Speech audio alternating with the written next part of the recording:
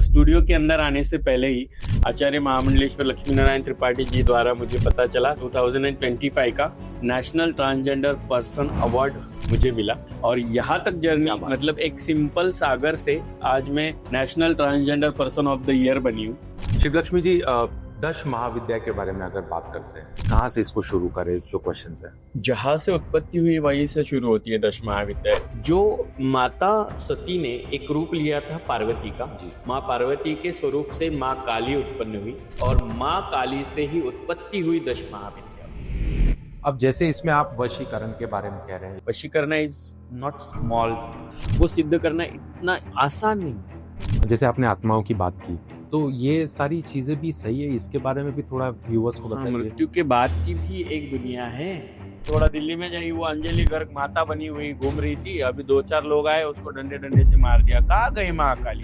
तू तो ऐसे आंखों से उनको जला सकती। बैठे बैठे तेरे को शॉर्ट ड्रेसेस पे मस्त है। हिंदू सनातन धर्म का अपमान तो शॉर्ट ड्रेसेस पहन के माताएं आ रही थी लोग। धीरेन्द्र शास्त्री जी के बारे में आपके क्या विचार है? अरे 4-5 साल पहले देखिए, खटिया पे बैठ के गॉड को कॉल लगा लगा के बात करते हैं, हाँ जी हनुमान जी भगवान जी, ऐसा बोल बोल के लोगों को उल्लू बनाए। ये फोन पे बातें हो रही, ये रॉन्ग नंबर वाली वो जो सीन है ना मूवी वाला, ये यहाँ पे यूज करा है।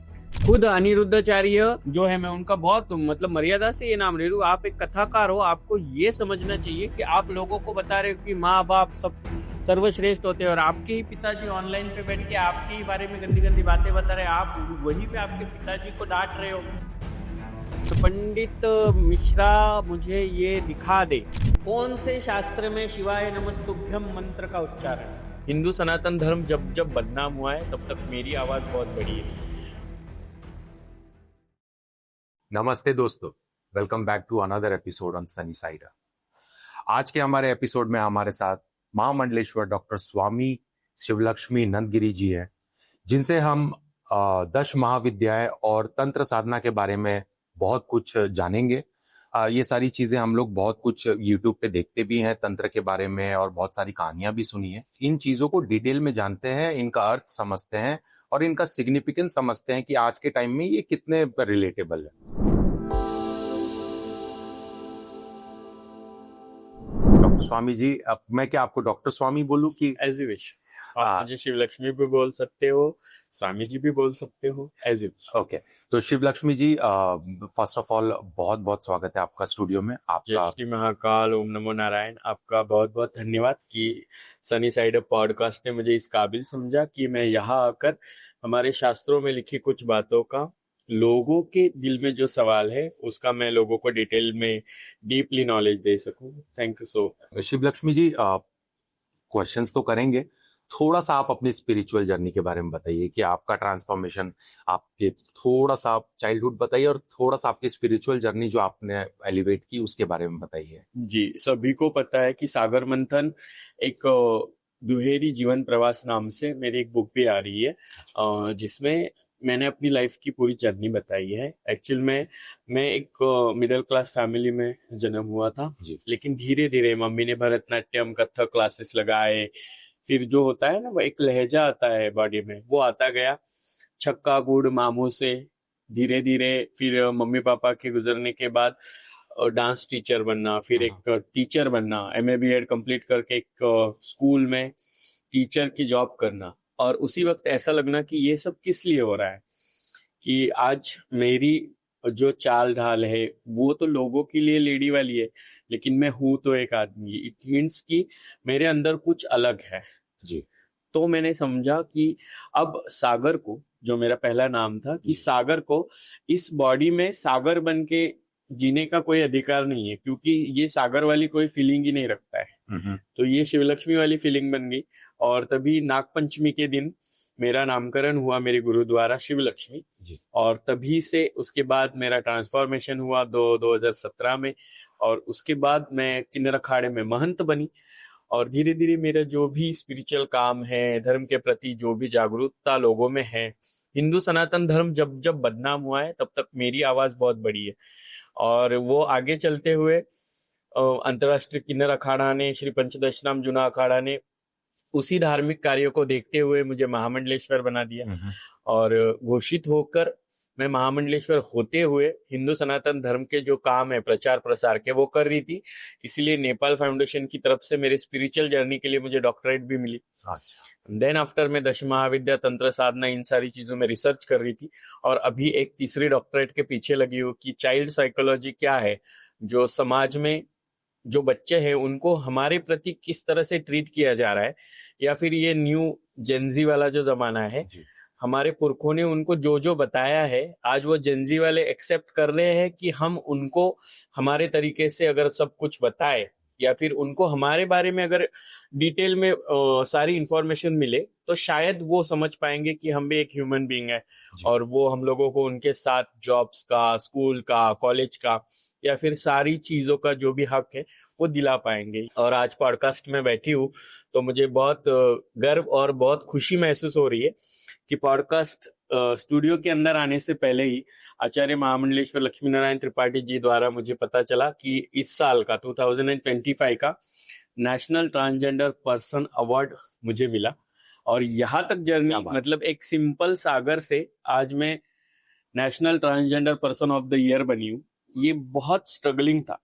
लोगों को बस क्या दिखता है, सागर से शिवलक्ष्मी बनी है, लेकिन उसके पीछे कितने रास्ते खराब थे, कितने कांटे थे, फूलों को किस तरह से चुन चुन के मैंने रास्ते में डाला और यहाँ तक पहुंची। ये स्ट्रगल बस जो फील कर सकता है ना वही जानता है।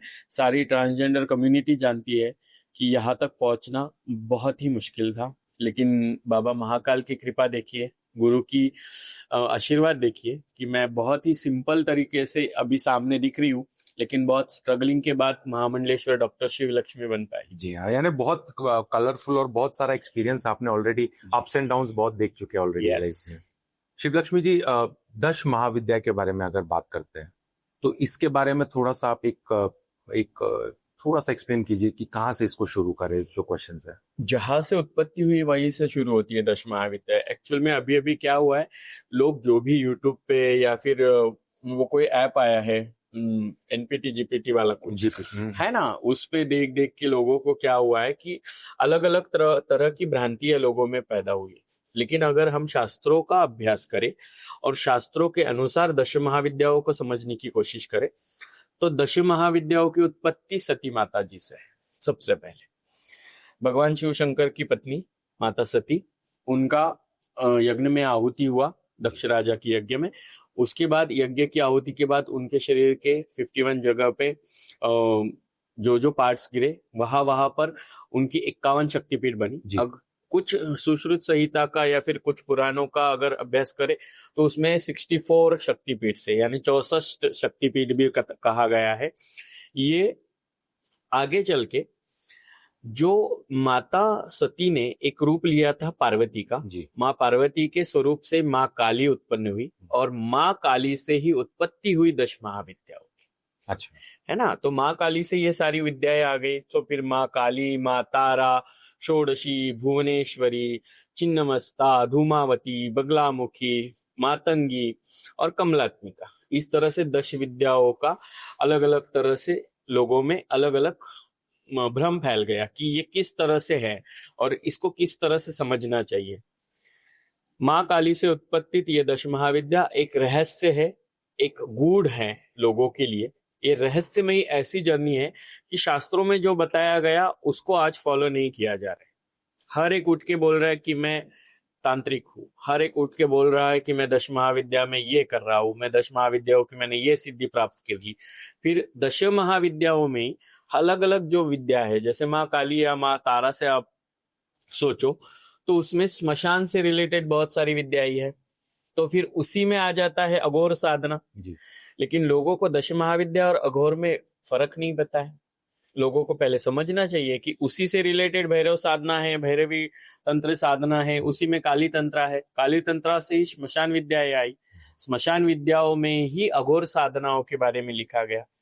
फिर अघोर यानी सिर्फ अघोर ही नहीं है, अघोर में बहुत सारे टाइप्स भी है। अच्छा। उस सारे टाइप्स में भी श्मशान साधना है, भस्म साधना है, पिशाच साधना है, इन सारी अलग अलग कपालिक साधना है, इन अलग अलग साधनाओं के बारे में लिखा गया है। तो अघोर और दश महाविद्या ये एक दूसरे से अलग नहीं है, दश महाविद्याओं का ही एक पार्ट है अघोर साधना।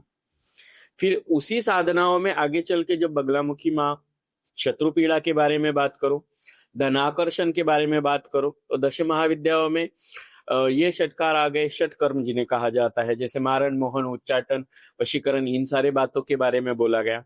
उसी में पंचमकार के बारे में भी हमारे शास्त्रों में लिखा हुआ है, तो उसमें मांस, मच्छी, मदिरा, मैथुन, इसके बारे में भी लिखा गया है। उसी में लोगों को तामसिक, दक्षिणा और मिश्र, यानी तीनों तरह से अलग अलग तरह से उसको डिवाइड किया गया। उन 10 महाविद्याओं को समझना बहुत मुश्किल है लोगों के लिए, लेकिन लोगों में एक भय लोगों ने तैयार कर दिया है। उसी भय को मिटाना है तो सबसे पहले 10 महाविद्याओं को समझना पड़ेगा। 10 महाविद्याओं में वशीकरण आ गया, शत्रु पीड़ा आ गई, और अंधश्रद्धा को देखते हुए कुछ लोगों ने, कुछ तांत्रिकों में लोगों में भ्रम फैला दिए। बच्चे की बलि देनी पड़ती है, गर्भवती की बलि देनी पड़ती है, किसी कुमारिका की बलि देनी पड़ती है, किसी छोटे बच्चे की बलि देनी पड़ती है, ये वाले भ्रम फैल गए। लेकिन तामसी में अगर हम बात करें तो तामसी में सबसे पहले, तामसिक में किसी भी बलि का किसी भी पुस्तक में इस तरह से वर्णन नहीं है कि वहां सजीव की बलि दी जाए। अच्छा, जैसे हम षोडशोपचार पूजाओं के बारे में बात करते हैं तो वहां पे 16 तरह के अलग अलग फलों का वर्णन है जी। कहीं पे भी किसी औरत, बच्चा, गर्भवती या किसी भी सजीव वस्तु से रिलेट नहीं करता है, लेकिन फिर भी लोगों ने ये भ्रम फैला है। हाँ, कुछ ऐसी रहस्यमयी और तांत्रिक जगह है, जैसे हम कामाख्या सिद्ध पीठ के बारे में ये करें या फिर माँ तारा के बारे में बात करें, तो कुछ जगहों पे कुछ बलियों की प्रथा है, लेकिन वो बलियों की प्रथा है रहस्यमयी तरीके से की गई है, लेकिन जानवरों के प्रति उनको दिखाया गया है, क्योंकि दुर्गा सप्तशती में भी इसका वर्णन है। तो उस तरह बलि है तो सजीव की है, ऐसा नहीं कहीं लिखा गया है।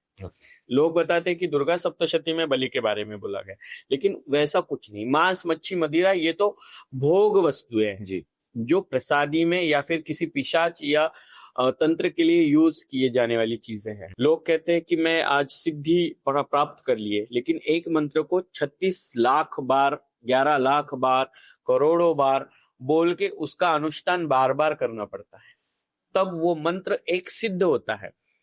मंत्र सिद्ध होना यानी किसी के ऊपर मंत्र बोलने से वो मर जाना या फिर उसके ऊपर कोई अमंगल होना, ऐसा नहीं है। मंत्र सिद्ध होना यानी क्या, उस मंत्र में उस देवता की ऐसी पावर क्रिएट होना कि उसकी वजह से हम किसी भी मंगल कार्य के लिए उसको यूज कर सके या फिर उसकी पॉजिटिविटी क्रिएट कर सके। लेकिन लोगों ने बोल दिया कि कोई भी मंत्र बोलो, ये हो जाएगा, वो हो जाएगा। ये भ्रम लोगों में 10 महाविद्याओं से फैल गए, और आज उसी को डीपली रिसर्च करके लोगों के दिल में ये सवाल है कि 10 महाविद्या डरने की चीज है या अनुसरण करने की चीज है। ये बताने के लिए मुझे आज ये मेरा 40वां पॉडकास्ट है कि मुझे बताना पड़ रहा है कि 10 महाविद्या ये शास्त्रों में लिखी गई कुछ ऐसी तंत्र मंत्र और यंत्र की विधियां है जो 10 गूढ़ और रहस्यमयी देवियों की वजह से उनको फॉर्म किया गया है जी। तो उसको मांगलिक तरीके से करना है, विदाउट गुरु। जो आके बात करेंगे वो हमेशा आपको भ्रम में रखेंगे। लेकिन 10 महाविद्याओं में कुछ ऐसी चीजें हैं जो अगर आप विदाउट गुरु करो तो वो आपके लिए जानलेवा भी हो सकती है जी। तो इस तरह से 10 महाविद्याओं का ये वर्णन है। एक्चुअल में ये बहुत बड़ा सागर है, उसमें से मैंने बस आपको जो साइड के कॉर्नर से ना 10 महाविद्याओं के जी, बस उतने ही बताए कि ये 10 महाविद्या इस तरीके से है, लेकिन लोगों को बताई अलग तरीके से जा रहा है। नहीं, हम लोग जब बगलामुखी माता मंदिर गए थे तो वहां पे भी जो हम पंडित जी से मिले थे तो उन्होंने भी कहा था कि ये तंत्र और मंत्र की चीजें जो हैं मतलब इफेक्टिव तो होती हैं, लेकिन अगर गलत ढंग से किया जाए तो ये जानलेवा भी होती है। यस। तो जब आपने अभी कहा तो मेरा एक्चुअली उन पे ही ध्यान गया, उनकी बातों पे, कि हाँ मतलब इन चीजों को आप लाइटली नहीं ले सकते हैं। बिल्कुल नहीं। आप एज अ बिगिनर या एमेच्योर इन चीजों को प्रैक्टिस नहीं कर सकते हैं। आपको एक वेरी स्किल्ड एक्सपीरियंस्ड गुरु की जरूरत है जो आपको एक प्रॉपर इसका एक जो प्रोटोकॉल बोलिए या जो प्रोसेस है हाँ, वो आपको तरीके से फॉलो करवाए। विदाउट गुरु किसी भी चीज के बारे में बोलना या प्रैक्टिकली वो चीज करना, ओरली किसी को बताना, ये सबसे पहले लिमिटेशंस में नहीं बैठता है। ये समझदार जो होता है वही तंत्र साधने के काबिल होता है। अब जैसे इसमें आप वशीकरण के बारे में कह रहे हैं, शत्रु नाशिनी के बारे में कह रहे हैं, तो ये कैसे काम करता है? थोड़ा इसके बारे में बताएंगे कि जैसे आप वशीकरण बोलते हैं यानी किसी को वश में कर लेना, तो ये हम लोग ठीक है सुनते हैं, लेकिन कभी इसको प्रैक्टिकली एक्सपीरियंस है, देखा नहीं है कि ये रियल चीजें हैं कि आप किसी का माइंड को वश में कर लें या किसी के सिचुएशन को आप स्टैग्नेंट कर दें। तो ये इसके वशीकरण के बारे में बताइए ना। आपने हिप्नोटिज्म देखा है? कौन? हिप्नोटिज्म? हाँ जी हाँ, देखा है ना। जी। हिप्नोटिज्म क्या है? काइंड ऑफ, सोर्ट ऑफ, हाँ है ना, सम्मोहन क्रिया है। जी। वशीकरण 10 महाविद्याओं में से जैसे मैंने आपको बताया कि जैसे अघोर उसका पार्ट है, उसी तरह से मारण, मोहन, उच्चाटन, वशीकरण इन चीजों के बारे में बोल रही थी। तो वशीकरण भी एक ऐसी बिल्डिंग है, कि जिसमें एंटर करो, उसमें 8 फ्लोर है। हर एक फ्लोर पे बहुत सारे फ्लैट्स हैं। हर एक फ्लैट में अलग अलग कमरे हैं। राइट। अलग अलग कमरों में अलग अलग लोग हैं। इट मीन्स वशीकरण इज नॉट स्मॉल थिंग, ये बहुत बड़ी चीज है। किसी को वशीकरण करना, उसके लिए आपको जगह का भान होना चाहिए, आपको उस ऑरा क्रिएट करने का भी समझदारी होना चाहिए।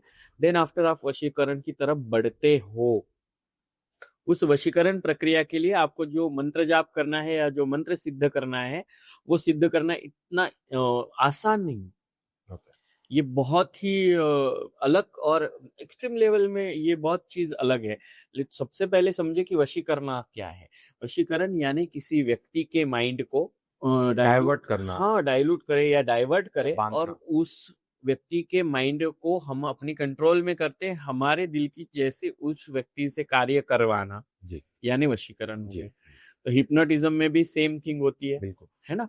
तो वशीकरण में भी टाइप है, देखिए 8 तरह के अलग अलग वशीकरण बताए गए हैं। उसी में भस्म वशीकरण है, स्पर्श वशीकरण है, नजर वशीकरण है, पात्र वशीकरण है, उसी में पिशाच वशीकरण है। ये अलग अलग तरह के वशीकरण है। स्पर्श करने से भी आप किसी को वशीभूत कर सकते हैं, लेकिन थिंक आप अगर किसी को ऐसे टच कर रहे हो, तो आपके पास उस मंत्र की शक्ति उतनी पावरफुल होनी चाहिए कि उसकी नसों में वो मंत्र इफेक्ट कर सके।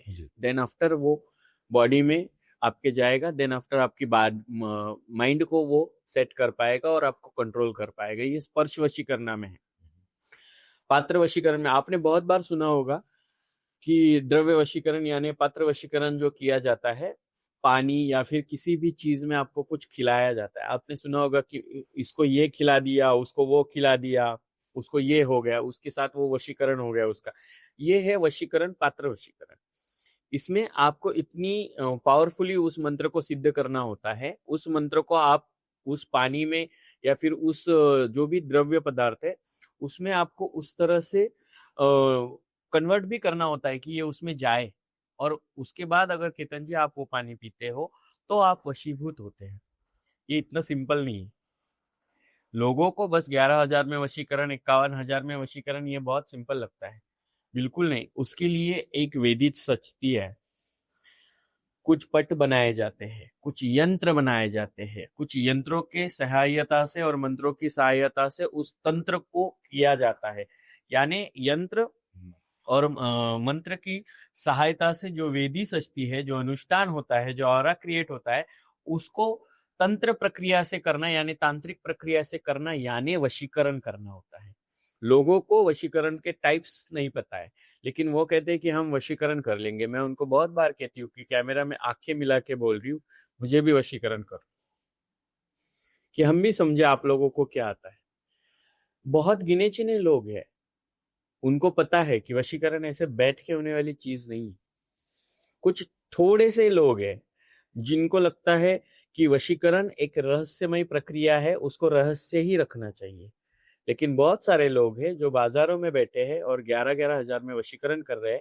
वो आप लोगों को 101% फंसा रहे, आपके साथ फ्रॉड कर रहे, क्योंकि उनको वशीकरण के अगर टाइप्स नहीं पता है।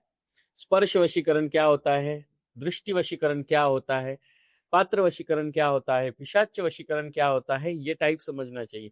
हमने जैसे मैंने बोला कि शत्रु वशीकरण के बारे में हम लोग बात कर रहे थे, तो बगलामुखी तंत्र साधना में शत्रु वशीकरण जो है, उसी में राज वशीकरण, अधिकार वशीकरण भी है। अच्छा।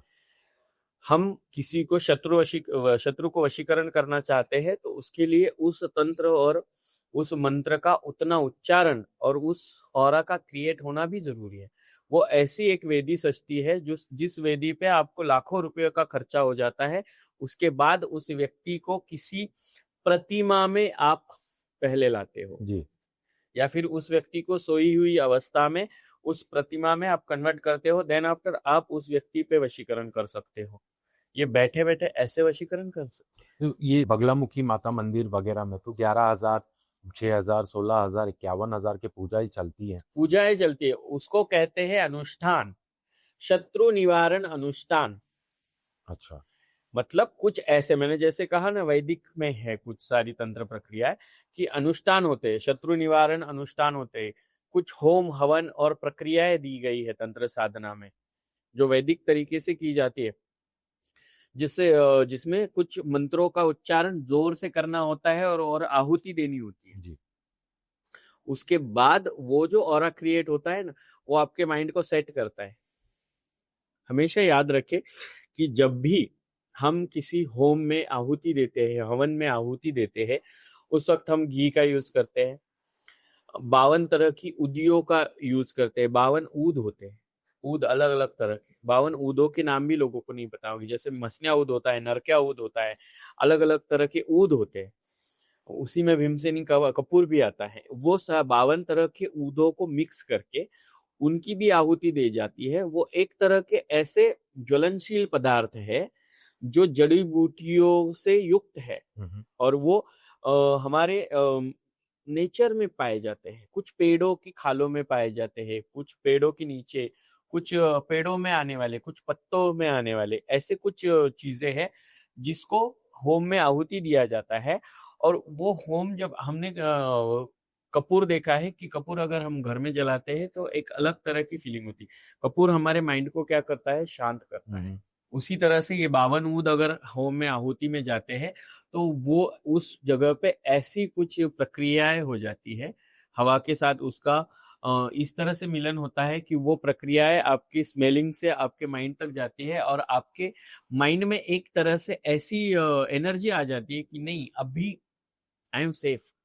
उसे इन्होंने नाम, पर्पस तो वो पूजा का ये है ना कि आपके शत्रु का मन बांधा जाए, उसको शत्रु का मन बांधा जाए। मुझे बताइए, शत्रु का अगर मन बांधना है, वाघा बॉर्डर पे भी चले जाए, है ना। बहुत सारे तंत्र साधक बैठे हैं ना, बहुत सारे यहाँ वहां आके बहुत बड़ी बड़ी आवाजों में बोल रहे हैं, तो चले जाए वाघा बॉर्डर पे। मैं उनको इनवाइट करती हूँ, मैं सरकार की तरफ से दरखास्त करूंगी, मैं सरकार को उसके बारे में एप्लीकेशन करूंगी कि हमारे यहाँ पे ऐसे। तो शत्रु निवारण प्रक्रिया के लिए किए जाने वाले बगलामुखी तंत्र से जो भी होम हवन प्रक्रियाएं है कितन जी, वो आपके माइंड को सेट करने की, वहां पे जो जो आहुतियां दी जाती है वो आहुतियां आप अगर स्प्रे करते हो ना बॉडी पे, परफ्यूम स्प्रे करते हो, किस लिए किया जाता है परफ्यूम स्प्रे? क्या हम अच्छे खुशबू रहे, हम लोगों के बीच में जाए तो लोगों को अच्छा लगे।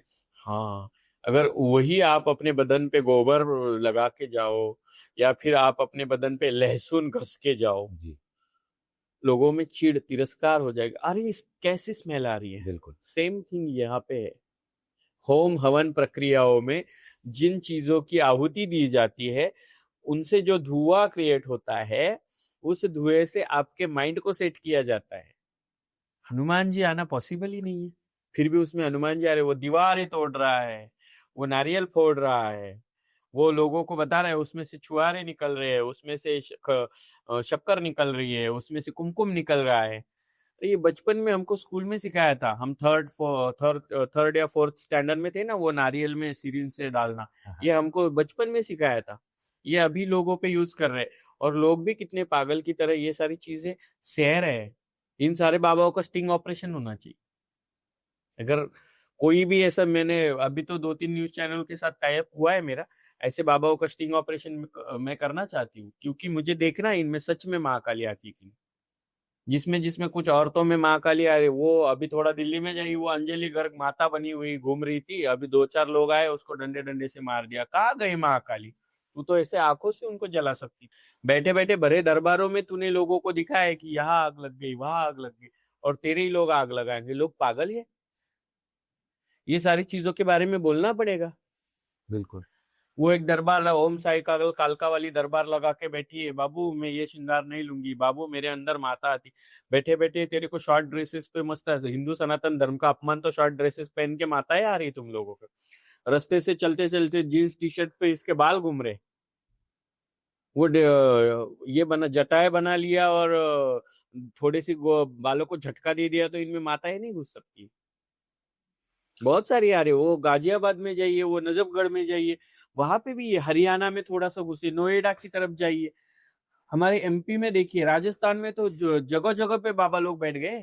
जगह जगह पे किसी में हनुमान जी आ रहे हैं, किसी में माँ काली आ रही है, किसी में मेलडी माँ आ रही है, और ये सब दिखा रहे हैं और लोग पागल की तरह उनको देख रहे हैं। और जो सच बोल रहे हैं उनको कमेंट में आके बोल रहे हैं कि तुम हिंदू विरोधी हो। अरे मैं उस पद पे बैठी हूँ, मुझे हिंदू सनातन धर्म का प्रचार प्रसार हो और उसकी मर्यादाओं का संरक्षण करना है। इसीलिए इन सारे पॉडकास्ट में जाके बोलना जरूरी है। साधु संतों को फॉलो करने वाले लोग बहुत कम है। ऐसे साधु संतों को फॉलो कर रहे हैं जो साधु संत बाद में पता चलता है कि वही फ्रॉड निकल गए। ऐसे साधु संतों को फ्रॉड कर रहे, वो उनको ही आप फॉलो कर रहे हो। हमारे आपको नहीं लगता शिवलक्ष्मी जी कि हमारे हिंदू धर्म में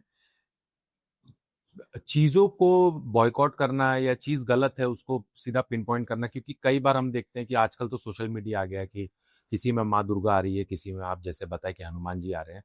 तो आई थिंक जो सनातन धर्म, हमारा जो पूरे लोग हैं, आई थिंक हम में जो एक वो इनबिल्ट है ना कि ठीक है अगर तुम्हें पसंद नहीं है तो उसे छोड़ दो, इग्नोर करो। हाँ, उसको दबाओ मत। तो कहीं ना कहीं आपकी बातों से ये चीज मतलब मैं समझ रहा हूँ कि हम लोगों को रिस्पॉन्सिबल होके ये स्कैम से बचने के लिए इसको अपोज करना पड़ेगा और टोटली इसको बॉयकॉट करना पड़ेगा। जिन्होंने हमारे हिंदुस्तान का संविधान लिखा, उनका एक वाक्य है कि संघर्ष करना सीखना चाहिए, और जो अन्याय करता है ना, वो अन्याय करने वाले से ज्यादा जो अन्याय देखता है ना, वो सबसे बड़ा गुनहगार होता है। जी। और ये लोगों के वो दिलों के साथ, मानसिकता के साथ ये अत्याचार और अन्याय हो रहा है, वो मैं देखती बैठूंगी तो मैं, मेरा इस पद पे बैठने का फायदा क्या। इसीलिए लोगों को रिस्पॉन्सिबल बनना है। लेकिन लोग सुबह 9 से 5 ड्यूटी करने वाले लोगों को कुछ लेना देना है नहीं। कुछ प्रोफेशनल ऐसी सोसाइटीज बन गई है कि उन लोगों को उनको देखना ही नहीं है। लेकिन फिर भी उन्हीं लोगों को प्रॉब्लम्स के लिए उनके पास भी जाना है, उनको कैमरा के सामने भी नहीं आना है। ये छोटे छोटे गांवों में ये सारी चीजों की अवेयरनेस ना होने की वजह से इन्होंने बाजार बड़े बड़े बना लिए है। बिल्कुल। तो हो रहा है छोड़ दो, हो रहा है छोड़ दो, ऐसा करके हिंदुस्तान अभी बर्बादी की तरफ चल रहा है।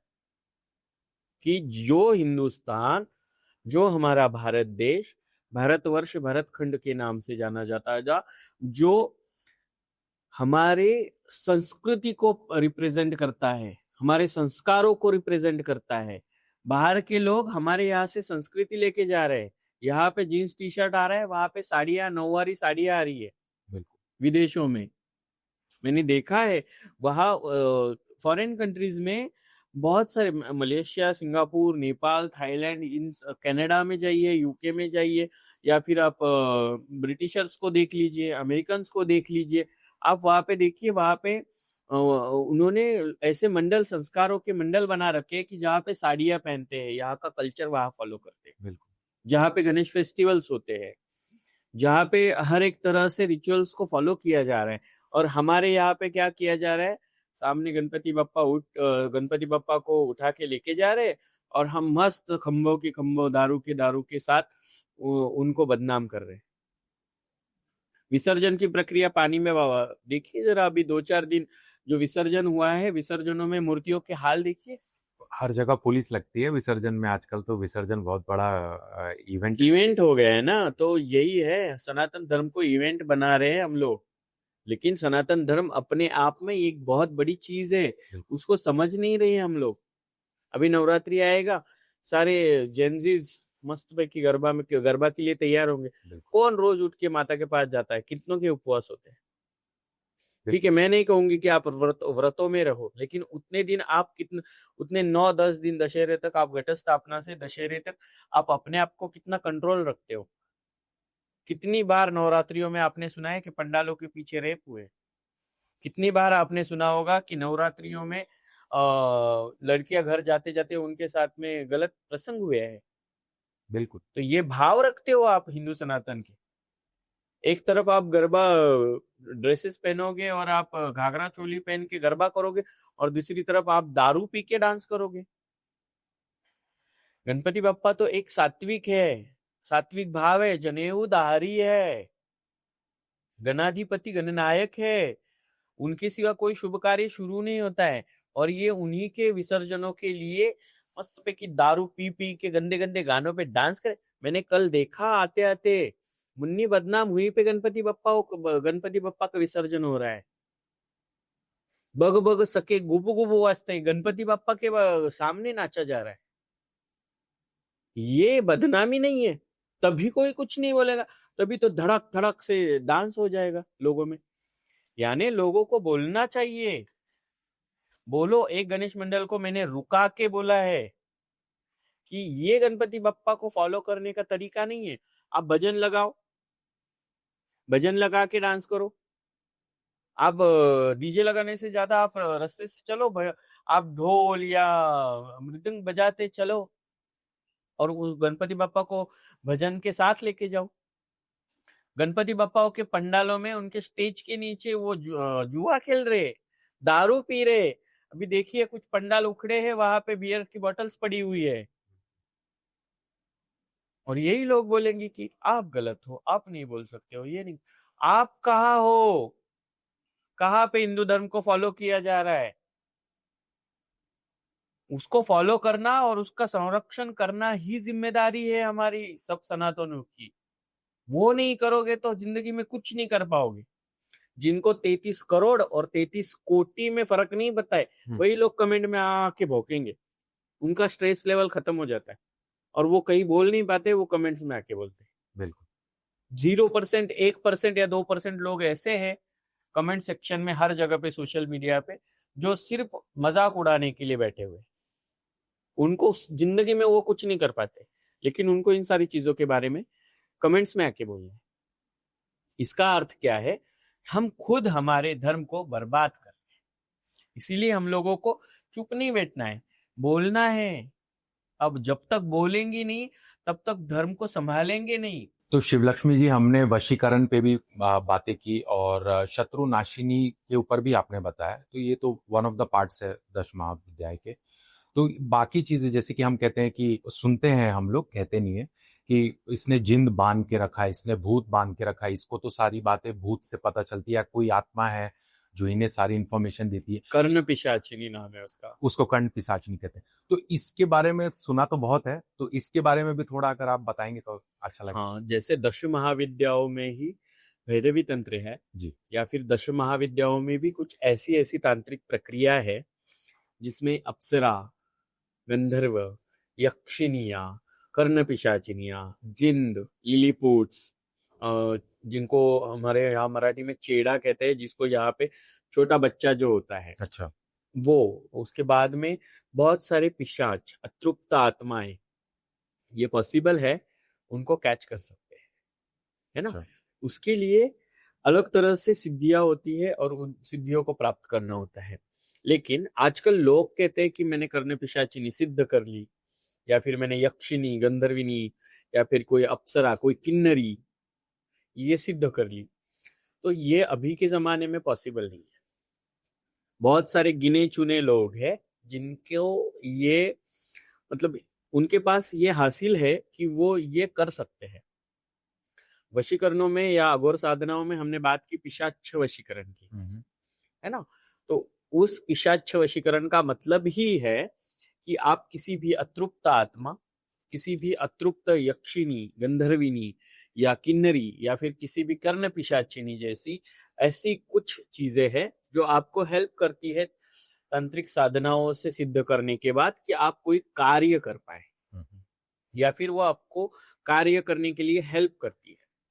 ये करना पॉसिबल तो है, लेकिन अभी के जमाने में उतने पावरफुल तांत्रिक नहीं है जो उनको सिद्ध कर पाए।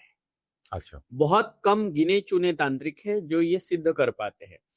कर्ण पिशाचिनी को सिद्ध करना मतलब कर्ण पिशाचिनी को हमेशा कुछ ना कुछ उससे सुनना होता है। आप जिस टाइम पे कर्ण पिशाचिनी को इग्नोर करने लगते हो, वो आपको खाने लगती है। अच्छा। सेम यक्षिनी को आप किस स्वरूप में स्वीकार करते हो, इसके ऊपर भी डिपेंड करता है। देव, दानव, यक्ष, गंधर्व, किन्नरों से पहले किन्नर, किन्नरी, उसमें से किन्नरी जो है वो भी ऐसी एक साधनाओं से सिद्ध की जा सकती है, बिकॉज वो डेमिगॉड्स है। तो उनको भी कुछ साधनाओं से वो भी भगवान के योगिनी में आते हैं। जैसे 64 योगिनियां है, कलावाज है, तो उसमें वो भी आते हैं, यक्ष, गंधर्व, किन्नर। उनको सिद्ध करना है या कर्ण पिशाचिनी को करना है, तो उसके लिए अलग तरह से एक साधना है। उस साधना को करना यानी आपकी जिंदगी के कम से कम 40-50 साल जा सकते हैं। ओके। बहुत कम लोग हैं जो ज्यादा से ज्यादा 9 या 12 साल में शायद वो अचीव कर पाते हैं। जिसमें से चेड़ा, कर्ण पिशाचिनी या फिर कुछ चीजें ऐसी है जो अगर आप अपने आप को ब्रह्मचर्य पालन हो या फिर आप भोग पालन हो या फिर उसके ही थ्रू अगर आप अपने सप्त चक्रास को एक्टिव करते हो और मूलाधार चक्र को आप कंट्रोल करते हो, आज्ञा चक्र को आप कंट्रोल करते हो, ध्यान धारणा से आप उसको एक्टिव करते हो, तो आप कर्ण पिशाचिनी या यक्षिनी को सिद्ध कर पाते हैं। उस मंत्र का उतनी बार आप जप करके, वही तंत्र विधान करके, तंत्र मंत्र और यंत्र का एक साथ जब आप मिलन करते हो और उस तंत्र में अगर उस यक्षिनी को, गंधर्विनी को या फिर किन्नरी को या फिर कर्ण पिशाचिनी को अगर आप उस जगह पे एक्टिव कर पाते हो, तो यस डेफिनेटली आप उनको कंट्रोल कर पाते हैं। और रही बात पिशाच और भूत, ये अलग है। यक्षिनी, गंधर्विनी, कर्ण पिशाचिनी ये अलग है। ओके। भूत पिशाच क्या होता है? कोई अतृप्त आत्माएं होती, जैसे छोटा बच्चा जन्म होते ही मर जाता है, वो उसको चेड़ा, मुंजा ऐसा कहा जाता है। वो लिलीपुट्स वो वाले भी उसमें भी होते हैं, जिंद होते हैं उसमें। कुछ शादीशुदा नहीं होते हैं, मतलब कुछ लड़के होते हैं जो बिना शादी के ही मर जाते हैं, विदाउट हल्दी, वो बनते हैं खैस या उसमें जिंद में आ जाते हैं। कुछ ऐसे होते हैं जो अतृप्त आत्माएं होती है, यानी उनकी बहुत सारी इच्छाएं बाकी होती है लेकिन उनकी आकस्मिक मृत्यु हो जाती है। कुछ अतृप्त इच्छाओं के कारण ही उनकी मृत्यु हो जाती है या उनकी इच्छाएं अतृप्त रह जाती है, तो वो अतृप्त आत्माएं बनती है फिर आगे चल के जिंद, जिन्नात या फिर पिशाच। उनको उनकी भोग सामग्री अगर दे दो तो वो आपके कार्य करते हैं। अच्छा। ये भैरव तंत्र में, अघोर साधनाओं में जब आप पिशाच वशीकरण करते हो या फिर आप स्मशान साधना में बैठते हो, तो आप वहां पे एक्टिव उन चीजों को एक जगह पे आप कंट्रोल करके लाते हो और उनसे आप अपने काम करवाते हो। उसको पिशाच वशीकरण कहा गया है। और पिशाच वशीकरण पॉसिबल है आज भी। बहुत सारी आत्माएं या बहुत सारी अतृप्त आत्माएं या पिशाचों को हम एक जगह, जैसे आपने पैरानॉर्मल एक्टिविटीज के लिए कुछ यंत्र बनाए गए हैं, तो कुछ जगह पे अगर आप उसको लगाओ तो यस वहां पे कुछ नेगेटिव एनर्जीज फील होती है जी। हाँ, तो वो वैसी नेगेटिव एनर्जीज होती है। बस उनको कंट्रोल करने के लिए आपको एक पक्के गुरु की और पक्की तंत्र साधना की जरूरत होती है। और भूत अगर भगवान होते हैं तो भूत भी होते हैं, अगर भूत नहीं है तो भगवान भी नहीं है, ऐसे बोलने वाले लोग। तो जब अब तो ये सवाल तो बनता ही नहीं है कि भूत होते हैं कि नहीं, भूत तो अब होते ही हैं। कुछ कंट्रीज में भूतों के, आत्माओं के इंश्योरेंस निकलते हैं। क्या बात कर रहे हैं आप? गूगल पे सर्च कर लीजिए कभी। कुछ कंट्रीज में, मैंने ये बात मलेशिया में देखी है, उनसे सुना है कि उन्होंने कहा है कि आप अमेरिका में भी देखिए, आत्माओं को उन्होंने एक कांच के डिब्बे में जाते वक्त उन्होंने, साइंटिस्ट ने उसको कैप्चर्ड किया। उसके बाद कुछ लोगों ने अपनी ही आत्मा का इंश्योरेंस करना स्टार्ट कर दिया। ये वाली भी चीजें हो रही है दुनिया में। लोग कितने भी पढ़े लिखे हो जाए या कितने भी एजुकेटेड हो जाए, लेकिन लोगों को इन सारी चीजों को समझना है और उनको समझने के लिए लोग हर एक प्रक्रिया से गुजर रहे हैं। उसी में से लोगों को अपने पूर्वजों के साथ बात भी करनी है। तो ये जो कर्ण पिशाचिनी के बारे में आप बता रहे हैं, तो ये मतलब आपका कहना है कि इसके लिए आपको बहुत सिद्धि होना, बहुत तपस्या करनी पड़ेगी, तो आपको 50 साल भी लग सकते हैं और 15 साल में भी हो सकते हैं, 9 साल में भी हो, मतलब आप 9 साल में भी उसको सिद्ध कर सकते हो। 12 में भी कर सकते हो, 50 में भी कर सकते हो। लेकिन अभी भी तो कुछ लोग मतलब 9 दिन में भी सिद्ध कर रहे हैं, वो ऐसा बस फ्रॉड कर रहे हैं, बस ये बता रहे हैं। उनको भी मैंने चैलेंज किया है कि अगर हाँ आपके पास कोई करने पिशाचिनी यक्षिनी गंधर्व कोई सिद्ध है तो सामने आके बैठे मुझे दिखा दीजिए, मुझे भी देखना है आपने उनको सिद्ध कैसे किया। इतनी फास्ट अट्रैक्ट होने वाली कौन सी ऐसी शक्ति है? तो मैं आपसे एक थोड़ा सा हटके एक सवाल करता हूँ कि धीरेन्द्र शास्त्री जी के बारे में आपके क्या विचार है, मतलब आपका क्या मानना है उनके कार्य को देखते हुए, उनके हर चीज को देखते हुए? काफी सोशल वर्क भी करते हैं वो, और तंत्र मंत्र भी मेरे को लगता है काफी सिद्धि है उनको।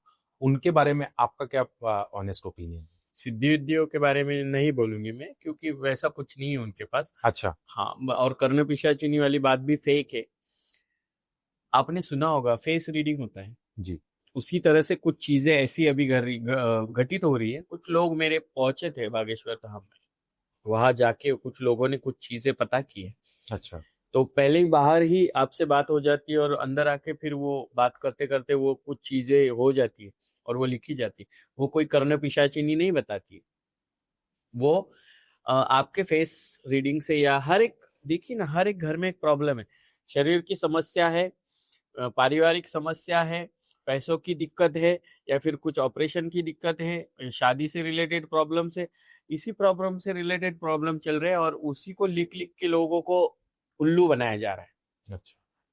और बहुत कम उम्र में धीरेन्द्र शास्त्री को अगर मैं आध्यात्मिकता से उनके बारे में बोलूं, तो एक छोटा सा कम उम्र का लड़का जो हिंदू सनातन धर्म के प्रति लोगों को जागरूक कर रहा है, ये उसकी एक साइड है।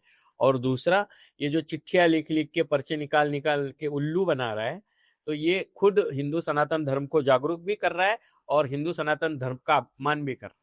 लेकिन आज धीरेन्द्र शास्त्री जहाँ पहुंचे हैं, वो पर्चे बना बना के ही तो वो फेम उन्होंने पाया है। तो यही, अरे 4-5 साल पहले देखिए, खटिया पे बैठ के गॉड को कॉल लगा लगा के बात करते हैं, हाँ जी हनुमान जी, भगवान जी, ऐसा बोल बोल के लोगों को उल्लू बनाया। यहाँ पे दूसरा उल्लू की जगह पे दूसरा वर्ड आता है, लेकिन वो लोगों को उल्लू बना बना के, एक लड़की आती है, बहुत पुराने वीडियोस है मेरे पास उसके, कि उसमें वो लड़की को बोलता है कि हाँ तुझे क्या बनना है, अभी पास हो गई तो हाँ हाँ हाँ जी बालाजी सरकार जी बोलिए जी गुरु जी। और वो बोलता है कि हाँ तुझे टीचर बनना है। ये फोन पे बातें हो रही है, रॉन्ग नंबर वाली वो जो सीन है ना मूवी वाला, ये यहाँ पे यूज करा है।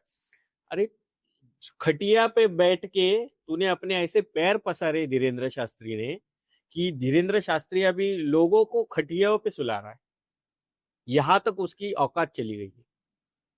और ये खुद बोल रहा है मैं हिंदू सनातन धर्म को प्रचार प्रसार कर रहा हूं, तो उसके लिए आपका हार्दिक अभिनंदन है कि धीरेन्द्र शास्त्री, आप हिंदू सनातन धर्म के प्रति लोगों में जागरूकता ला रहे हो, आप हिंदू सनातन धर्म का प्रचार प्रसार कर रहे हो। लेकिन धीरेन्द्र शास्त्री, आप खुद ही हिंदू सनातन धर्म को बर्बाद भी कर रहे हो और उसको बदनाम भी कर रहे हो, ये चिट्ठियां लिख लिख के।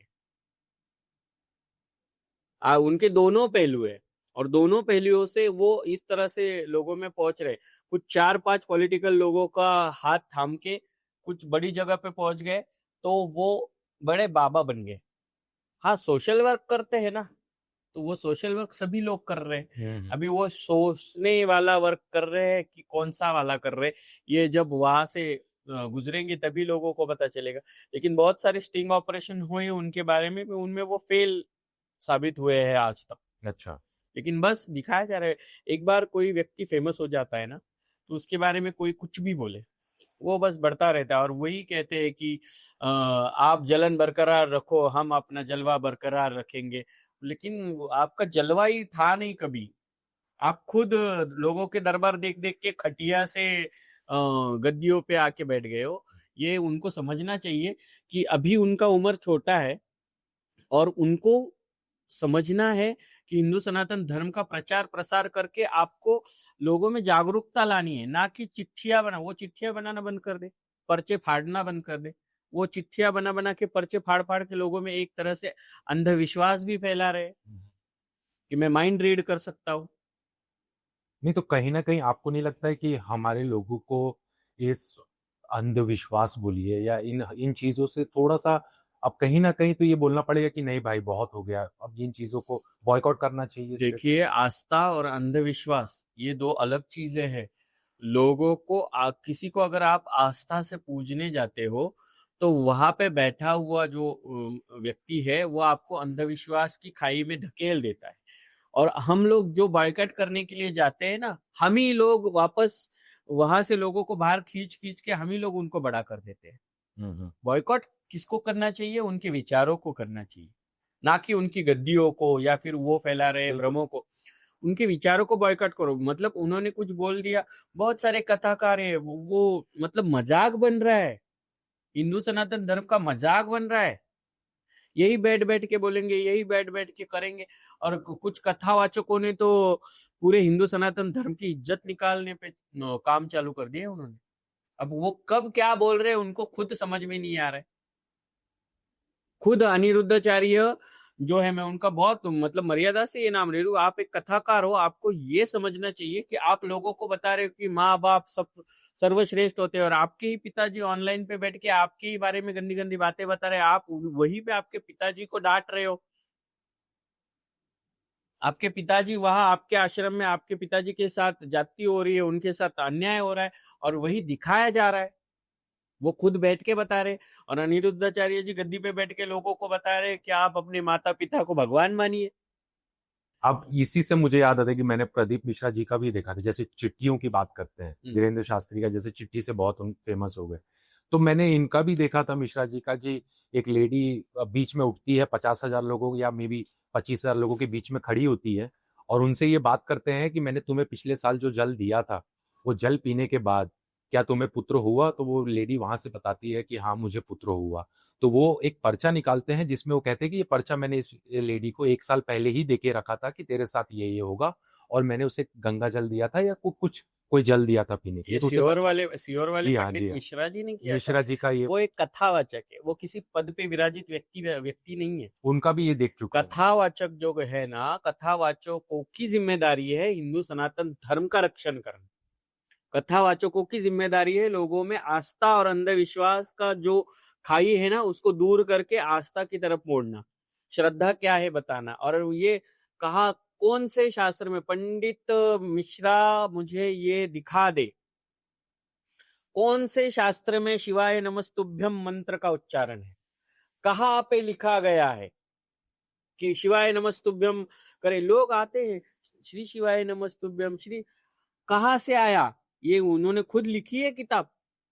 शिव महापुराण के बारे में आप बता रहे हो, उसमें बता दीजिए मुझे वहां पे ये मंत्र कहा है। ये कोई मंत्र नहीं है। जैसे आप नमस्कार करते हो, जय श्री महाकाल हर हर महादेव करते हो, उसी तरह से श्री शिवाय नमस्तुभ्यम का इन्होंने कर दिया। ठीक है, आप हिंदू सनातन धर्म के बारे में लोगों को जागरूक कर रहे हो, लेकिन आप ही ने वही सोमवार वाली दिए जलाने वाली अंधविश्वास की बातें फैलाई है। कहाँ लिखी है? दिखा दीजिए। नहीं तो ये रीजन क्या है? ये क्या ब्रांडिंग है एक तरीके से? और वो जो औरत आपकी, सॉरी टू इंटरप्ट यू, पर वो जो औरतें हैं ना, ये ऐसे लोगों में उठ के खड़ी हो रही है, उनको पुत्र हो रहे या ये हो रहे, ये उन्हीं के लोग हैं। 3 बार एक ही इंसान को, पंडित धीरेन्द्र शास्त्री ने 3 बार एक ही इंसान को अलग अलग टी शर्ट में उठा के उसी को सवाल पूछे और उसी की पर्चे बनाए। उसके भी वीडियोज है। पंडित मिश्रा ने एक औरत को एक दिन बोला है कि आपको पुत्र हुआ है। पंडित मिश्रा, आप भगवान नहीं हो, आप एक कथावाचक हो। आप अपनी पद की मर्यादाएं देखो, उन गरिमाओं का ध्यान रखो कि आप एक कथावाचक हो। कथावाचक का काम है कि कथा को लोगों को समझाना, भगवान के प्रति या भगवान के साथ हुई सारी लीलाओं को, लोगों को, उन प्रसंगों को ठीक से लोगों में फैला के लोगों को भगवान के प्रति जागरूक करना या भगवान के प्रति आस्था दिलाना, श्रद्धा तैयार करना। ये नहीं कि सोमवार का व्रत कोई नहीं उधर घूमता नहीं था मंदिरों की तरफ। औरतें अभी वो लोटा ले लेके जल, 1 लोटा जल मंदिरों में दिए लग रहे और उसी घर के बाहर दरवाजे लग रहे। ये सारी झूठी भ्रम फैल रहे हैं ना, इसी वजह से लोग ये कथावाचक फेमस हो रहे हैं। तो ये कथावाचक होते होते चमत्कार करने की क्या जरूरत है? ब्रांडिंग कहीं ना कहीं हाँ, लोग ये हम ब्रांडिंग प्रमोशंस कहूंगी, या फिर क्या हुआ अभी देखा आपने कि वो खुद बोल रहे, एक जगह पे वो खुद बोल रहे पंडित प्रदीप मिश्रा की नहीं, मैंने पैसों के लिए कोई कथा का ये नहीं किया। और जिन्होंने आयोजन किया वही लोग वीडियोस में बोल रहे कि नहीं, उन्होंने पैसे नहीं मिले, इस लाखों में पैसे लिए जाते हैं, वो कथा वाचन करते हैं। वो ठीक है, आप जितने लोग होते हैं या फिर उनकी व्यवस्था के लिए उतना खर्चा आता है, मैं एग्री करती हूँ कि इतना खर्चा होता है कथाओं के लिए, इन सारी चीजों के लिए उनको वहां पे व्यवस्था के लिए या जो भीड़ होती है उसको कंट्रोल करने के खर्चा होता है। लेकिन अगर आपको पैसा नहीं मिलता है तो क्या आप लोगों को भगवान का नाम लेने से दूर रख दो? बिल्कुल नहीं। तो ये ब्रांडिंग नहीं है, ब्रांडिंग है। ये प्रमोशंस नहीं है। कहा पंडित धीरेन्द्र शास्त्री जी ने, मैं जहाँ रहती हूँ वहां से थोड़ा ही नजदीक भिवंडी में पंडित धीरेन्द्र शास्त्री ने एक बालाजी धाम सरकार बनाया है, वहां पे मंदिर बनाया है। उन्होंने उसका रीजन दिया है कि वहां पे बहुत सारे 90% से ज्यादा टोपी वाले बढ़ गए थे, इसलिए मैंने वहां पे मंदिर बना दिया है। तो धीरेन्द्र शास्त्री जी थोड़ा सा घूमिए जरा, बस वही जगह नहीं है। हमारे हिंदुस्तान में, भारत में बहुत सारी जगह है जहाँ पे टोपी वालों की संख्या बहुत ज्यादा है। आप बोलोगे नहीं, बस आप हिंदू सनातन धर्म का मैं ये हूं, मैं वो हूं, ये बोलोगे तो लोगों में बस भ्रम फैलेंगे। पहले बताओ कौन से पुस्तक से आया है, पहले बताओ किस शास्त्र में लिखा है, पहले बताओ क्या लिखा है। शायरिया मार रहे हो आप, हमारे पुस्तकों में शायरिया लिखी है, ये शायरियों से आप कथावाचक बनोगे? आप अपना ब्रांडिंग भी करते हो, आप अपना प्रमोशन भी करते हो, आप लोगों से अन्नदान भी लेते हो, आप लोगों से दान भी लेते हो। आप कहते हो को गाड़ी दे दी, मिल गई, घर मिल गया, मिल गया। लेकिन ये सब करते वक्त आप लोगों के साथ उनके अंधविश्वास को बढ़ा रहे हो, खिलवाड़ कर रहे हो, हिंदू सनातन धर्म को एक तरह से आप बदनाम भी कर रहे हो। बहुत सारी जगहों पे पंडित धीरेन्द्र शास्त्री के बारे में लोगों की जो राय है वीडियोस में या किसी चीजों में, वो देखिए कभी किसको क्या बोलना है। ये हमारे धर्म के प्रति बदनाम। आप जब भी बैठते हो, आप कथावाचक है बन के, या फिर आप किसी गद्दी पे बैठते हो, लोगों के पर्चे निकालते हो, उससे पहले एक दिन पहले उसके बारे में सारी डिटेलिंग होती है और सिर्फ दूसरे दिन उस पे उसके ऊपर लिखा जाता है। स्टिंग ऑपरेशन नहीं होते, बिकॉज पॉलिटिकल बैकग्राउंड मिल रहा है ना उनको। बिल्कुल। पंडित प्रदीप मिश्रा को भी पॉलिटिकल बैकग्राउंड मिल रहा है ना। ये कथावाचक अनिरुद्धाचार्य तो वो तो एक कॉमेडी, एक जोकर बन गया है। अरे आप बहुत समझदार लोग हो, मैं आपके सामने एकदम छोटी सी तू सी कन किल्ली हूँ। बस मैं जिस पद पे बैठी हूँ ना, तो वहां पे मेरा हक है कि अगर आप मेरे धर्म को बदनाम या आप धर्म को जोकरों की तरह यूज कर रहे हो तो ये बंद करना चाहिए उन्होंने, वरना लोग हमेशा इसके बारे में भ्रमित होते रहेंगे और धीरे धीरे ये जेंजी वाले लोग तो बॉयकॉट करना भी स्टार्ट कर। ये समझना चाहिए कथावाचकों को। बहुत, ये 2-3 ही नाम नहीं है, बहुत सारे कथावाचक है जो एक दूसरे के बारे में बोल रहे हैं या फिर एक दूसरे के लिए कर रहे हैं। अनिरुद्धाचार्य ने तो कथा छोड़ के अभी कॉमेडी शो चालू कर दिया है। ये सुनना, लोगों को पता चलना चाहिए ना कि धर्म के बारे में क्या बोल रहे हैं। आप बोल क्या रहे हो, कर क्या रहे हो, मतलब आप बदनाम कर रहे हो धर्म को। और पंडित मिश्रा, अगर पैसों के लिए आप किसी जगह पे नहीं जाते हो तो आपके लिए धर्म बड़ा है या पैसा? ऑफ कोर्स पैसा। धीरेन्द्र शास्त्री अगर कहते कि एक ही ऐसी ऐसी कुछ जगह है जहाँ पे जाके मुझे मंदिर बनवाना है, तो धीरेन्द्र शास्त्री अखंड हिंदुस्तान में बहुत सारी ऐसी जगह है जहाँ पे टोपी वाले बहुत सारे हैं, वहां पे आपको जगह ही नहीं मिल रही है। जैसे आपने आत्माओं की बात की, तो कहते हैं पितृदोष लगा है, आपको पूजा गया जाके पूजा करानी पड़ेगी। बहुत सारे आदमी के मृत्यु के बाद भी कहते हैं कि बिकॉज आप उनकी फैमिली है तो एक कनेक्टिविटी है, तो वो आपको रिचुअल्स पूरे करके उनका ये करना पड़ेगा, क्लोजर देना पड़ेगा पीसफुल। तो ये सारी चीजें भी सही है, इसके बारे में भी थोड़ा व्यूअर्स को हाँ, बताइए। मृत्यु के बाद की भी एक दुनिया है। अगर हम लोग मोक्ष के लिए तंत्र साधक या कोई भी साधना से रिलेटेड या दीक्षित व्यक्ति है, तो वो किस लिए उस साधना में या उस दीक्षा में है? बिकॉज उसको मोक्ष चाहिए। अगर आप मोक्ष प्राप्ति नहीं करते हो तो आपकी कुछ इच्छा है, मोक्ष दीक्षा लेता है या फिर साधना में जाता है, इट मीन्स क्या, दुनिया की सारी लालसाओं मोह माया से दूर होके वो बस भगवान के प्रति जी है। बिल्कुल। लेकिन कुछ लोग हैं जिनको लगता है कि नहीं, मुझे जिंदगी में ये भी करना है, मुझे वो भी करना है, लेकिन अचानक से उसकी मृत्यु हो जाती, तो वो अतृप्त हो जाता है, अतृप्त रह जाता है। मृत्यु के बाद भी 13 दिनों तक तो वो अपने घर पे ही रहता है, अपने आज वो खुद अपनी शरीर को जलते हुए देखता है। मृत्यु के बाद 13 ऐसे गांव है जिनसे उसको गुजरना पड़ता है। यमदूत उसको उन सारे गांवों से घुमाते हैं कि जिस जगह पे तूने क्या क्या किया है उसको देखना है।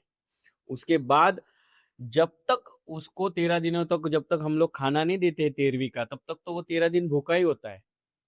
उसके बाद भी उसको मृत्यु के बाद जो सारी चीजें हैं वो अगर नहीं मिलती है और वो नहीं उन सारी चीजों से बाहर आता है, तो वो धरती पे ही पिशाच बन के घूमने लगता है। तब हम लोगों का कर्तव्य बनता है कि वो हम लोगों को टॉर्चर करता है या फिर किसी तरीके से हम लोगों को लगता है कि यहाँ पे दिख गया, वहां पे दिख गया, सपनों में आ गया। बहुत सारी मम्मियाँ बोलती मेरा बेटा मेरे सपने में आया था, ऐसा बोल रहा था। या फिर बहुत सारे लोग, बहन आई थी, भाई आया था। ये कब होता है? जब उसको मोक्ष प्राप्ति नहीं मिलती है, कुछ यहाँ पे छूट गया है। क्योंकि उन 13 गांवों के बाद जो जब वो 13वें गांव में पहुंचता है मृत्यु के बाद, जो मृत्यु के बाद की दुनिया है, वहां पे उसको लास्ट में पूछा जाता है कि अगर तेरी कोई इच्छा तृप्त है तो तुझे ये 13 गांव पार करके वापस वो इच्छा पूरी करके डायरेक्ट 13वें गांव में आना है। लेकिन उसकी इच्छा तृप्त होती है तो वो वापस ही आता है। क्योंकि हर आत्मा जब शरीर छोड़ देती है तो लोग कहते हैं कि आत्मा मोक्ष की प्राप्ति कर लेती है। कुछ पुराणों में और शास्त्रों में कहा गया है कि आत्मा, शरीर नश्वर है, आत्मा नहीं। शरीर मरता है, आत्मा नहीं। आत्मा किसी दूसरे जीव में चली जाती है ना। लेकिन वो मोक्ष प्राप्ति के लिए भटकती रहती है, तब तक वो दूसरा जीवन नहीं प्राप्त कर पाती है। तब उसको किसी भी तरह से प्रॉब्लम्स हो रहे हैं तो वो घर में वो प्रॉब्लम्स क्रिएट होते हैं, तो हम पितृदोष कहते हैं। इसीलिए पितृ निवारण करना पड़ता है। हम ये जो पितृपक्ष चल रहा है, पितृपक्ष में अलग अलग तरीके से मृत्यु हुए लोगों के लिए 15 दिनों का पक्ष होता है। इन पक्षों में कोई जल के मरा हो, कोई पानी में मरा हो, कोई एक्सीडेंटली मरा हो, कोई भगवान के बुलावे से मरा हो, कोई जर्जर अवस्था में मरा हो, या कोई आकस्मिक मर गया हो। तो उन सारे चीजों के लिए अलग अलग श्राद्ध दिए गए। भरनी वाला श्राद्ध है, अष्टमी का श्राद्ध है, अहम नवमी वाला श्राद्ध है, सर्वपितृ का श्राद्ध है। ये अलग अलग तरह के श्राद्ध दिए गए अलग अलग इंसिडेंट्स के लिए।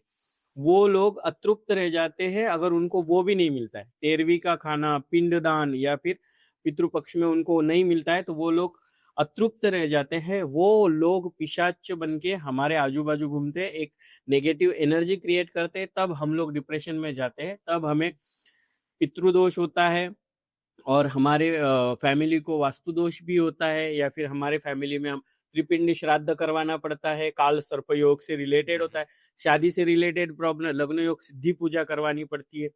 ये सारे प्रेत जो मोक्ष को प्राप्त नहीं कर पाते, वो हमारी ऑरा के साथ खेलते हैं, हमारे आजू बाजू एक नेगेटिव एनर्जी क्रिएट करते हैं। इसीलिए पितृपक्ष है, जो पितृपक्ष में उनको भोज देना पड़ता है ताकि एटलीस्ट अभी तो वो तृप्त हो जाए। लेकिन बहुत सारे लोगों में मैंने देखा है, पितृपक्ष हो या कुछ भी हो, किसी को नहीं दिया जाता है खाना। बहुत सारी जनजातियों में मैंने देखा है कि मृत्यु के बाद फोटो भी नहीं लगाते, या फिर मृत्यु के बाद एक बार गया, उस व्यक्ति के बारे में बोला भी नहीं जाता है, या फिर उस व्यक्ति के बारे में कोई चर्चा भी नहीं होती है, ना उनको पितृपक्ष वगैरह ये सारी चीजें भी नहीं है उन लोगों में। लेकिन हिंदू सनातन धर्म में ही ये सारी चीजें हैं, बिकॉज उसके पीछे रीजंस है। वही रीजन अगर फॉलो नहीं होते हैं तो आपको पितृदोष से रिलेटेड, पिशाच से रिलेटेड, जैसे प्रेत बाधा होती है, पिशाच बाधा होती है, या फिर पितृदोष होता है, या फिर त्रिपिंडी श्राद्ध से रिलेटेड दोष होते हैं, लग्न योग से रिलेटेड दोष होते हैं, संतान रिलेटेड दोष होते हैं। ये पितृओं की वजह से आते हैं। इसलिए पितृओं को शांत करना भी उतना ही जरूरी है। तो ये तो हमारे हिंदू धर्म में पितृदोष मानते हैं। जो बाकी धर्म है, तो ये जो कॉजेलिटी है कि आत्मा तृप्त नहीं हुई, ये तो सबके साथ होगा, रिगार्डलेस कोई भी रिलीजन हो। ज्यादातर भूत प्रेत आत्माएं, जरा देखिए चर्चों में जाके, यहाँ पे हाथ लगाओ तो हुलुलुलु करते करते आत्माएं बाहर आ रही है, फू करो तो आत्मा हुलुलुलु करके बाहर आ रही है, टच फू करो तो आत्माएं नाचते नाचते बाहर आ रही है। हाँ। क्यों? वो थोड़े हिंदू धर्म है, वो तो ब्रिटिशर्स से अडॉप्ट किया हुआ धर्म है ना। बिल्कुल। उधर वाले लोग इधर आके भी वही कर रहे हैं। उधर देखिए ज्यादा आप नन, उनकी भी आत्माएं, फादर्स की आत्माएं, इसके बारे में भी ज्यादा चीजें हैं, लिखी हुई है, बताई गई है। बिल्कुल। तो उसमें भी है जिन जिन्नात, उनमें भी है ना, बिल्कुल। उनमें भी है। सिर्फ हिंदू धर्म में थोड़ी ना है। ऐसी कोई जनजाति बता दीजिए जिसमें नहीं है। बस एजुकेटेड लोगों ने ये सारी चीजें अभी बॉयकॉट कर दी है, और वो लोग नहीं कर रहे हैं, लेकिन फिर भी उनके साथ कुछ ऐसे ऐसे इंसिडेंट्स हो रहे हैं कि उनको आखिर में तंत्र साधना या आध्यात्मिकता से ही जुड़ना पड़ रहा है। अच्छा, एक सिंपल साधना या उपाय जो आप व्यूवर्स को या सबको बताना चाहेंगे ऐसा? हाँ, उसके लिए तो मैंने ही खुद बताया कि उसके लिए गुरु करना जरूरी है। लेकिन एज ए महामंडलेश्वर, मैं जिस पद पे हूँ उस पद की गरिमा का ध्यान रखते हुए मैं आपको बस यही कहना चाहूंगी कि सबसे अच्छी साधना, या घर में बैठ के अगर आपको खुद को कंट्रोल करना है, तो उस साधना का नाम है योग साधना, यानी ध्यान धारणा। आप मेडिटेशन जितना करोगे उतना आप अपने माइंड को कंट्रोल कर पाओगे, जितना माइंड को कंट्रोल करोगे उतना ब्लड सर्कुलेशन कंट्रोल होगा, जितना ब्लड सर्कुलेशन कंट्रोल होगा उतनी आपकी जिंदगी में से निराशा है वो दूर होती जाएगी।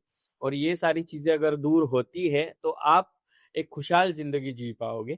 इसीलिए सबसे बेस्ट साधना है योग साधना या ध्यान धारणा, कि उसकी वजह से, मेडिटेशन की वजह से बहुत सारी जिंदगी की समस्याएं हल हो जाती है। डिप्रेशन से आप दूर हो जाते हो, या फिर आप किसी भी ऐसी चीज में फंसे हुए जिसकी वजह से आप अनकंट्रोल्ड रह रहे हो, तो आपको मेडिटेशन की जरूरत है। मेडिटेशन बहुत हमारे शास्त्रों में भी लिखा गया है कि ध्यान धारणा, योग साधना या विपश्यना से रिलेटेड ध्यान साधनाओं से ही तंत्र और साधनाएं शुरू होती है।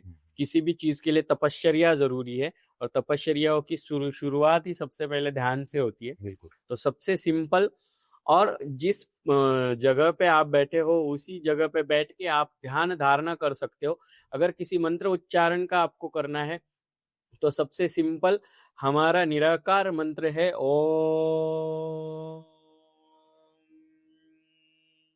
इस तरह से स्ट्रेच करो, यहाँ पे वाइब्रेशन होंगे, पूरी बॉडी में वाइब्रेशंस होंगे।